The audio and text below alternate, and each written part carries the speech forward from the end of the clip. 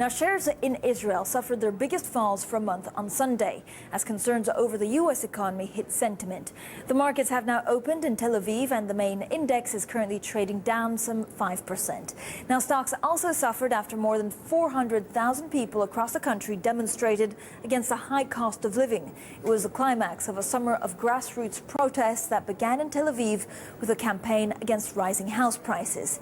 It has now turned into a major crisis for the government, with the Prime Minister Benjamin Netanyahu pledging to take action. Let's get more now on this from the boss of Citibank Israel, Shaaya, joins us live from the Tel Aviv Stock Exchange. Thank you so much for joining us. In terms of this volatility, there has been so much volatility like we've seen here in Europe. This is due to the protests, but also uncertainty about where the world economy is actually headed. Absolutely. I think, first of all, I want to say that the protest movement is a very positive trend in light of the fact that it shows that democracy works in Israel and the fact that everything is being done in a very peaceful way.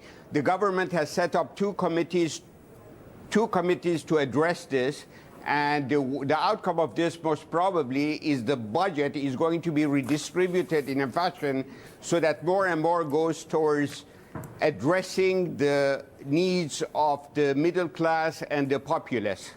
And so this would actually appease a lot of these protests, because, of course, the biggest concern on investors' mind in general is that we're seeing too many austerity cuts or budget cuts which are so tough that they will actually hurt growth and put the recovery of a country at risk. Would this be a case also in Israel? I think it is possible that growth would slow down anyway because of what's happening in the world economy.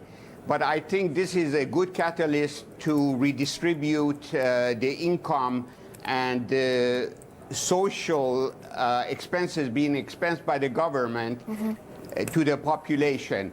So we see it as a positive movement, but the transition is important to have this transition taken in a very orderly manner.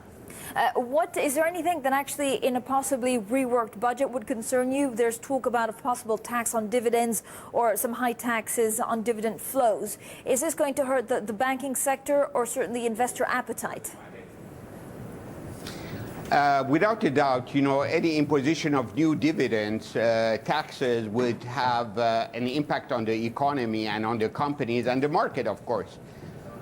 And in terms of what you're seeing for banks, it's pretty incredible. We have been speaking, of course, about this financial crisis over the last couple of years. I remember speaking to Stanley Fischer, who was very clearly explaining to me that actually Israel has managed to weather the storm in terms of a banking crisis because you were just leveraged very differently to a lot of our Western and certainly, compared to the U.S. banks. But are we going to see liquidity problems in Israeli banks now that we're talking about, again, volatility and a lack of liquidity across the board?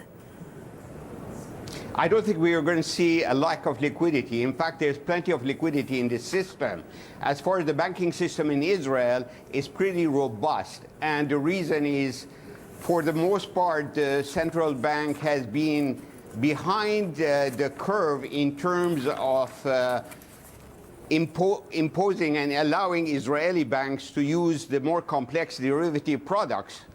And as such, this has worked well in the favor of Israel. Yeah. Additionally, most of the mortgages that are given, the loan to value is pretty low. It's between 60 to 70%. Mr. Shaaya, thank you so much for joining us today.